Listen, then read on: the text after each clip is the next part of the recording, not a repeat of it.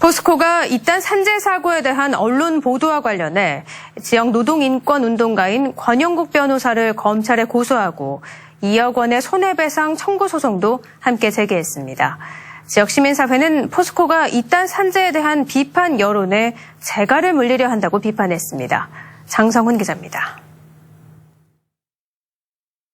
포스코는 지난 7월 경북노동인권센터 소장인 권영국 변호사를 명예훼손 등의 혐의로 서울중앙지검에 고소하고 2억 원의 손해배상 청구 소송도 냈습니다. 권 변호사가 산재 발생과 관련한 언론 인터뷰에서 포스코는 견제 세력이 없기 때문에 문제가 생겨도 개선되지 않고 은폐되며 여론을 움직여 사안을 왜곡하거나 축소한다고 발언한 게 명예훼손이라는 겁니다. 포스코는 사안을 왜곡 축소한 적이 없고 사건 발생 즉시 신고하고 수사에도 협조했다며 권 변호사가 포스코를 정치적으로 이용할 목적으로 허위 사실을 언론에 유포했다고 주장했습니다.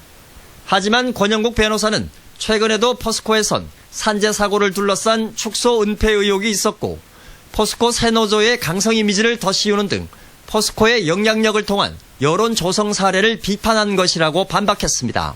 또 포스코의 불탈법 행위를 비판하는 여론에 재갈을 물리고 나아가 보복과 협박 차원의 대응으로 보인다고 주장했습니다. 실제 포스코 내부에서도 산재 원인인 열악한 작업 여건이 여전히 개선되지 않고 산재 관련 사항이 투명하게 공개되지 않는다는 주장이 나오고 있습니다.